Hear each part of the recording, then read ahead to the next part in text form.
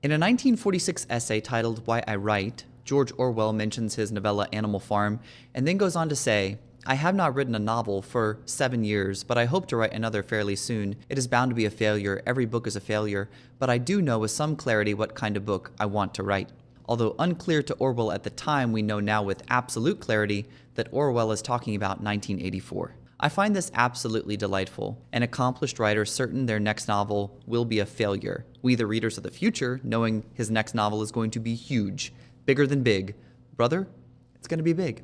But that little curio is only part of why I like why I write. In fact, I find Orwell's 4 motivations for writing the most thought-provoking part of his essay. These motivations are sheer egoism, aesthetic enthusiasm, historical impulse, and political purpose. Not much need be said of the first.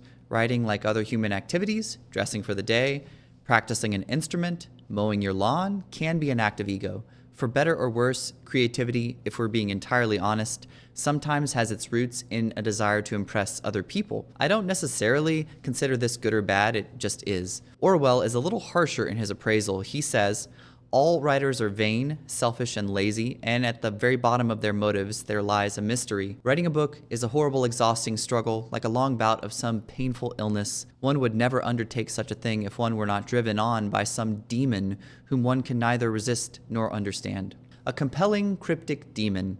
A little dramatic? Sure. But accurate? Sure. His second point, that one can be inspired to write out of aesthetic enthusiasm, is something that I vibe with. When compared with other mediums, the visual arts for instance, language is frustratingly abstract, mere symbols on a page, but it is also intimately human. Air, breath, the vibration of vocal cords, and playing with these sounds and shaping them to contribute to a larger meaning is one of the great joys of life. At least, I think so. The third motivation, historical impulse, is well and good, the desire to accurately document reality and create an authentic record that can be studied and used by future generations. Where would we be without historians? Necessary, pragmatic, sometimes a little dusty, but absolutely essential historians. I find Orwell's last motivation for writing his most interesting.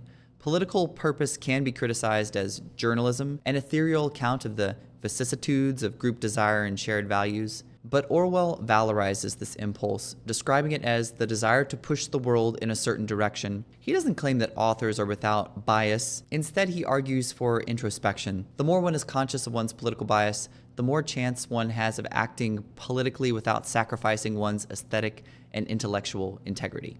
And I like that. At its heart, Orwell's essay is a defense of political consciousness in art, being able, required, to respond to the political issues of the day with, in Orwell's case, words, not being blind to injustice or mute in the face of fascism. Orwell's point is not missed in the modern day. Indeed, social media has allowed us to take it to its logical extreme. Everyone has a platform and a voice and an opinion. There's so much discourse today that it ceases to be discourse and becomes merely noise, static. We have lost the plot and the cacophony. But art is still able to move the needle, make a difference, to push the world in a certain direction. The people who claim that artists have no right or place in making a political statement are completely missing the point. This is precisely what the artist and art can do. It is not the exclusive province of art, and it's not the only motivation for making art, but it is why one can and should write.